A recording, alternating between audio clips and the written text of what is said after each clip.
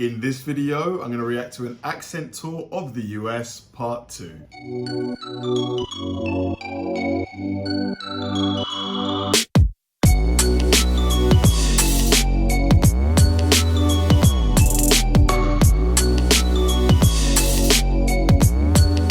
Hi guys, and welcome to another episode of Kabir Considers. This is the place where I react to music, media, sports, anime, anything related to popular culture.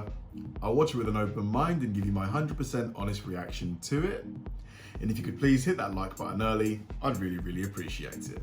Now, this video was definitely gonna have to come way sooner than I planned it to, just because I had so much fun reacting to part 1. Eric Singer, who is the accent coach or the accent expert who hosts this video, he honestly, like, his ability to accurately portray the various accents within the US is really amazing.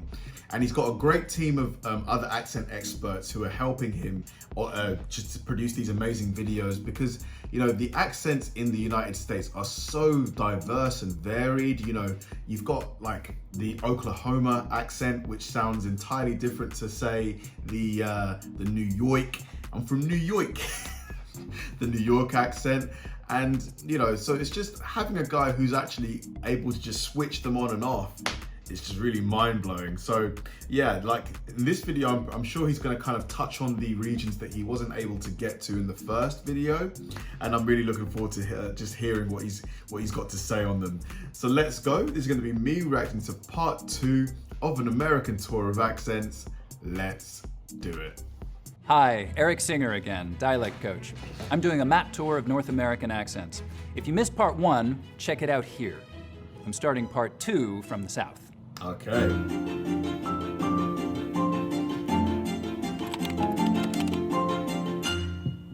Picking up where we left off, we were talking about rhotic accents, where the R sound is always pronounced in the piney woods belt. But down in the southern part of Louisiana, it is one of the few areas that's still pretty reliably non-rhotic. Even though many historically non-rhotic areas of the South have gotten their R's back, this one's hanging on. This is also one of the places in the South, the Appalachians and the Ozarks, and a few of the others, some parts of Texas, where you still hear a wh sound, words like which, what, where. You also get F for final TH sounds here, as in both, bath. Something I think is really interesting is that there used to be a non-rhotic pronunciation of nice words in the South. So words like nice, early, work, used by black and white Southerners. This guy, man, he's unbelievable. Like, I mean, it's just mad. Like, he just the ability to switch it like that. Like, I can do a couple of accents, but I mean, this guy just, he's got them all. Like, he's got them all. There's alike that was a kind of a diphthong. Nice. It's actually pretty similar to that old-fashioned New York City Toity Street vowel sound. You can still hear it in some African-American speakers in Louisiana today, though it's mostly gone otherwise. Before moving on, let's circle back to Florida so Megan can tell us about the Cuban Spanish influence in Miami. Hello again. This time I'm in Miami. The Latinx population in the US is 18.5% of the population. But within that, we're a very diverse group of people. Before we get into Miami English, I just want to make it clear that not every speaker of Miami English is Latinx. Not every Latinx person in Miami speaks Miami English. And the same goes for New York Latino English. And the same will go for Chicano English in the Southwest when we get there. We are not a monolith, and neither are the varieties that we speak. And that's because these varieties are influenced by different Spanishes. So just like the English-speaking world has different varieties, so does the Spanish-speaking world. There's so many different varieties of Spanish. There's Mexican Spanish, there's Cuban Spanish, there's Puerto Rican Spanish, there's Dominican Spanish, there's all these other Spanishes. There are all these varieties and they all have different features, and we just don't have time to get into that. Miami English is influenced by Cuban Spanish. Like, take a look at this map. Cuba is very close to Miami. One remarkable feature of Miami English is the dark L. If you recall from New York, the dark L is in words like pull and ball. In Miami English, you'll hear that dark L in places where you wouldn't hear it in other varieties. Listen to the L in this native speaker clip. That's what I love about our language, and about Miami. Okay, back to Eric. Thank you, Megan. Okay. So it's kind of like a heavy L, like emphasis on the L, right? Okay, back to Louisiana. So there's a well-known New Orleans accent that sounds similar to New York accents in some ways. It's called yat, which comes from the phrase where yat, which means how are you? It's so similar to New York accents in some ways, it's a bit of a mystery. Even some really weird little things like bad and back not having the same vowel sound. I got a bad back. New Orleans had a similar mix of immigration to New York in the 19th century, but also very close shipping ties to New York City. So contact is likely part of the explanation too. Of course. To any X-Men fans, whenever I hear the New Orleans accent, it reminds me of Gambit. Who here, let me know in the comment section if you remember Gambit from the X-Men. And did anybody watch the original X-Men animation? I'm digressing. We can't leave Louisiana without talking about Cajun. Cajun. The Cajuns were a French-speaking people who originally came down to Louisiana from Nova Scotia. Now, some still speak Cajun French, but you can hear the influence French had on Cajun accents in English in the rhythm and the melody, the way there's a tendency to stress the final word or syllable in a phrase, and also in the way final consonant sounds can get assimilated, sort of slooped up into the sound before them. Yeah, I'm getting mega Gambit vibes. So that hand could just be hand, rent could just be rent. Hand me the rent there. So continuing west to Texas, now one thing that sets a lot of Texans apart from other Southerners is that there's a lot less goose fronting. So the tongue stays further back through that whole vowel sound instead of coming forwards. So if I go from, say, somewhere in the Carolinas and head west and talk about blue moons and soup spoons, I'll start off with very fronted goose vowels, blue moons and soup spoons, but they'll get less and less fronted the further west I go. I see. Blue moons and soup spoons, blue moons and soup spoons. When I cross the Mississippi, I don't have very fronted goose vowels anymore, but by the time I'm in Texas, blue moons and soup spoons, it's not coming forward hardly at all now. Now, one thing that separates the eastern part of the state from the western part is how far the price smoothing goes. Remember when we talked about how Piney Woods belt accents have full-on price smoothing, so it affects ride and write, live and life? We'll see that kind of full-on version in western and central Texas. All those words are smoothed out just like that. But in the eastern part, it's only on words like high, ride, and live. Words like right and life will have a diphthong. Why is it this way? Well, again, because of the history of settlement patterns. I mean, accents are just so fascinating, man. I mean, because like America, I totally get, it's huge country, right? Whereas the UK, it's crazy. I live in London and, I sound like this. Whereas if I was to drive just 2 hours up north, literally just 2 hours, they'd sound like, I'm from Birmingham. Do you want a sandwich, mate? I'm from Birmingham, mate. It's crazy. It's just, and 2 hours isn't very far. I imagine in a lot of places in America, you drive 2 hours in any direction, people are going to sound pretty much the same, right? Crazy. The white people who settled in the western part, in the Great Plains part of Texas, the western and central parts, mostly came from Tennessee and the Appalachians, full price smoothing areas. As we head up into Oklahoma, I'm going to turn it over to Kalina Newmark again. Hello again. Oklahoma is the home to nearly 40 Native American nations, including the Cherokee and the Comanche. Before jumping into the local Native American dialect features here in Oklahoma, I'm going to share a little bit about the history of Native American English. Native American English is also known as the res accent or reservation accent. It occurs in First Nations and Native American communities across the United States and Canada, regardless of whether or not a heritage language is spoken. Native American English is often identifiable because of its prosody. Sometimes it's described as monotone, other times it's described as sing-songy. Within Oklahoma, community members describe Native American English both ways, and that makes sense. There are different varieties within the state. In western Oklahoma, the Anadarko accent has been described as monotone. Contrast that with Cherokee English in eastern Oklahoma, which is more sing-songy. Sometimes we can forget where we come from, you know what? With that, let's go back to Eric on the map tour. That's really fascinating because that accent sounded so different to what I would imagine most Oklahoman people sound like. I thought Oklahoman people had a more, almost like a Canadian, like a boot. Who, do you know what I mean? Like, very interesting. Thank you, Kalina. Quick stop in the Ozarks, where we can hear some accents that are real close to Southern Appalachian accents. A little bit different goat vowel and some others, but real close in a lot of ways, which is because, again, of settlement patterns. The original European settlers of the Ozarks came from Southern Appalachia. And we hear some of those same constructions, like a goin' and a huntin', as well as a lot of shared specific dialect words. Now, up in Chicago, and in fact in the whole Great Lakes area, we have one of the most significant ongoing changes happening anywhere in the English-speaking world today. Wow, the Chicago accent is quite interesting because it sounds in a lot of ways quite kind of plain, like normal, but you know what I mean? But there's certain words like Chicago where there's slight divergences. It's called the Northern Cities Shift, or the Northern Cities Vowel Shift. And it may be the biggest change in English pronunciation anywhere since the Great Vowel Shift, right up to and through Shakespeare's time. Now, it's a change shift, which is kind of a merry-go-round of changes. Here's how it goes.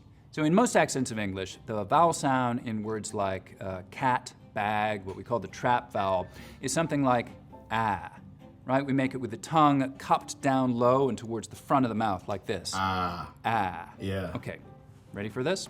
Here's the first move in the Northern Cities change shift. This vowel unit moves up in this direction. So it's pronounced with a little bit tenser tongue and sounds like cat, bag, up here. Put the cat in the bag. Now that leaves an open space in terms of available vowel real estate where that trap vowel used to be. Now, it turns out that vowel sounds like to space themselves out in our mouths. They abhor a vowel vacuum, if you will. And so what happens is that the lot vowel, which normally lives back here, your tongue cupping low down in the back for an open ah sound, moves forwards towards where trap used to be. So in Chicago, it's not a hot pot, it's a hat pot.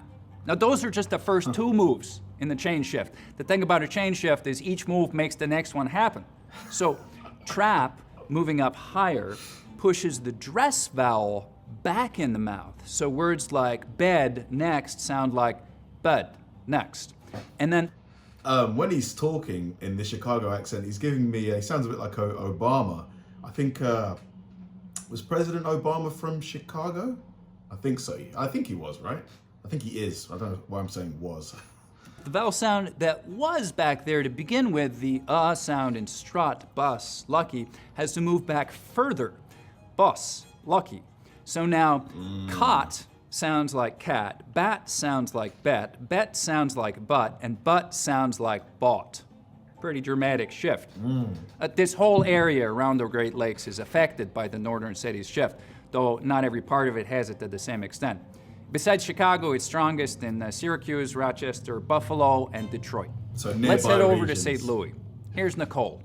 There's a feature in African American English in places like St. Louis and Memphis called the near-square nurse merger, or R centralization. If you know the song by the rapper Nelly, Hot in Her, you have seen an example of this. Classic. It is her for here, or R centralization. And you can also hear it in this clip. Girl, I told you I need to get my hair done. Her done. I need to get my hair done. Right there. Over her.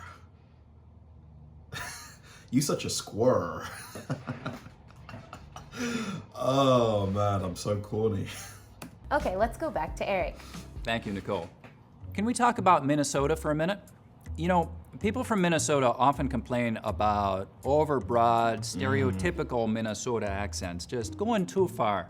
Two really identifiable features of that are monophthongal A and O in your face and goat vowels.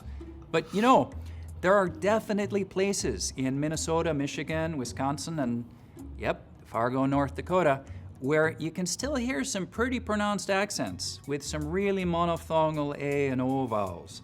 Now, but even in much less pronounced accents from this region, there will still be a bit of that.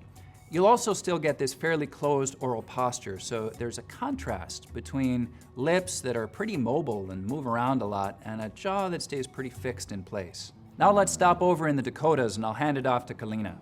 Hi again from the traditional homelands of the Lakota, Dakota, and Nakota peoples.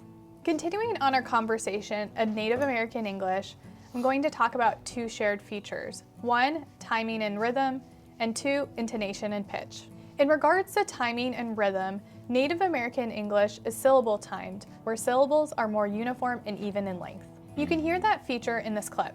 You see a piece of trash, you pick it up. For the second feature, intonation and pitch, the stressed syllable starts lower rather than higher. I would watch them. In this clip from the movie Smoke Signals, this actor is speaking in a Native American English accent. You can hear that on Thomas here. Hey, Thomas. There are several theories of where this dialect came from. One theory is that it developed because of Native American boarding schools. Established in the late 19th and mid-20th century, Native American boarding schools were designed to assimilate Native American children into white society. They did this by forcibly removing Native American children from their families and communities and forbidding them from speaking their languages. At the time of European contact in North America, there were approximately 300 distinct indigenous languages. Since then, 113 of these languages have been lost, and many more are in danger, as fewer and fewer Native American children are learning our languages. Despite all of this, we have created a dialect of English that is uniquely ours, a dialect that helps us to create and recreate our identities as Native American people. Let's go back to Eric for the next stop on the map tour. Thank you, Kalina. Quick detour to Iowa. So, remember that on line that runs through New Jersey? Where above it, most people say on, rhymes with dawn, and south of it, most people say on, rhymes with dawn. And it runs right along a really major dialect boundary between the north, linguistically speaking, and the Midlands. And it runs through all of these states and through Iowa too. Now, people don't necessarily think of Iowa having a lot of dialect variety, but here's a major division right here. So, Sioux City and Cedar Rapids are above the on line, so most people in those places say on, and Des Moines is below it, so most people there will say on. All right, so heading west now, over towards the Rockies. You know, one of the things we start to hear in the Mountain West generally is ing endings pronounced as een, so playing, going, singing, the whole western part of the country. So these 11 states is usually considered one big dialect area. Now that's not to say that there aren't any differences, of course there are, but broadly speaking, it's one area with a lot of common features. There just hasn't been enough time for really distinctive Walking, singing, whining. features to develop over here. Here's something interesting in some Utah accents though. Some front vowels get lowered before L sounds. So we get milk, for instance. The word sail might sound like sell. Is this milk on sell? You'll also hear mount in and butt in, mountain and button a lot in Utah. That's like how we would say it, like some English people would go mountain, button, butter. You want some butter on your toast? What, mate? How's it going? Shiny shoes, governor. Oh my God, I need to stop. I really need to stop with the accents. Especially among younger speakers with just a pure glottal stop, for that T sound in the middle of the word. It's not the only place in the US that does that, not at all. But apart from some California speakers, it seems to be the only place in the West where you hear those pronunciations. We're gonna end this segment here. Please join us for part 3, where we'll pick up in sunny Southern California. Looking forward to that one. Very interesting. I mean, learning the history behind accents and the formations of them, it's really fascinating, just because, you know, you would assume that people would just sound the same, right? You wouldn't think that just because of geography that people could sound so different. But yeah, it's really interesting how the human brain and time can combine and produce such variances in the way we speak. It's really interesting stuff. Can't wait to part 3. Thanks for watching, guys. If you enjoyed this video, please like, subscribe, turn on bell notifications, And keep throwing the recommendations my way. I know I say it all the time, but they genuinely help me out because if I know you enjoyed watching something, I'll definitely enjoy reacting to it. So like, subscribe, turn on bell notifications, keep throwing the recommendations, and I'll catch you in the next one.